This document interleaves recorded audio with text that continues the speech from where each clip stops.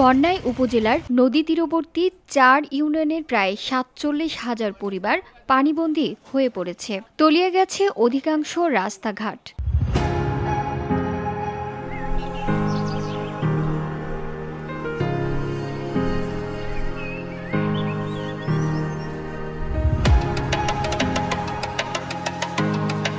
বিশেষ করে চিরমারি ও রামকৃষ্ণপুর ইউনিয়নের অধিকাংশ এলাকা পানির নিচে। ২ ইউনিয়নের ১৮ শিক্ষা প্রতিষ্ঠান বন্ধ ঘোষণা করা হয়েছে। এখানে প্রায় ১,০০০ হেক্টর জমির ফসল পানিতে তলিয়ে গেছে। এতে তো সমস্যা, যাদের বাড়িতে উঠে পানি উঠলে পরে বৃষ্টিতে পানিতে ডুবে যাইতেছে, কত সমস্যা। গরু ছাগল নিয়ে সমস্যা হয়, চলাফেরা হওয়ার সমস্যা, আঁকামাখা ভিজে গেলে রান্না বান্না করার সমস্যা।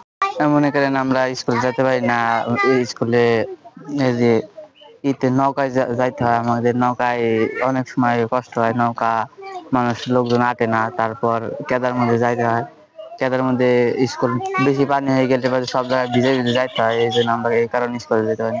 উপজেলা প্রশাসনের তথ্য মতে চিরমারি ইউনিয়নের ১৮ গ্রামের ১৫,০০০, রামকৃষ্ণপুর ইউনিয়নের ১৮ গ্রামের ২০,০০০, ফিলিপনগর ইউনিয়নের ১১,০০০ ও মরিচা ইউনিয়নের ২৫০ পরিবার পানিবন্দী হয়ে পড়েছেন। আমাদের এখানে ভালো কোনো ডাক্তার বা হাসপাতাল ক্লিনিক নাই।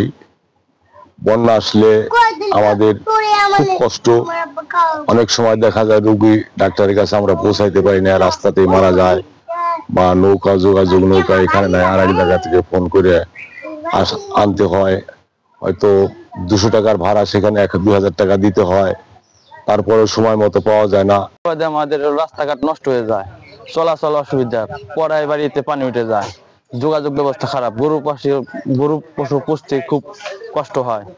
এই জন্য হলো আমরা সরকারের কাছ থেকে কিছু হলো অনুদান হলো আশা করি, যাতে হলো এদিকে বাদ দিলে বাদে আমার এদিকে পানিটা আসবে না। ওই সাইডে পিছনে নদী, বড় নদী, বাদ মারলে বাদে এদিকে পানিটা আসবে না। ক্ষতিগ্রস্ত হয়েছে ১,০০০ হেক্টর জমির ফসল। পানিবন্দী অসহায় পরিবারে উপজেলা প্রশাসন থেকে খাদ্য সামগ্রী সহায়তা দেওয়া হয়েছে। চিলমারি ইউপি চেয়ারম্যান আব্দুল মান্নান বলেন, ক্ষতিগ্রস্ত পরিবারের তালিকা উপজেলা নির্বাহী কর্মকর্তার কাছে জমা দেওয়া হয়েছে। উপজেলায় কৃষি কর্মকর্তা নুরুল ইসলাম বলেন, চরাঞ্চলের প্রায় ১,০০০ হেক্টর জমির মরিচ, রোপা, আউশ, কলা, বিভিন্ন ধরনের সবজি, ভুট্টা বন্যার পানিতে ডুবে গেছে। ক্ষতিগ্রস্ত কৃষকদের তালিকা করা হচ্ছে বলে জানান উপজেলার কৃষি কর্মকর্তা নুরুল ইসলাম।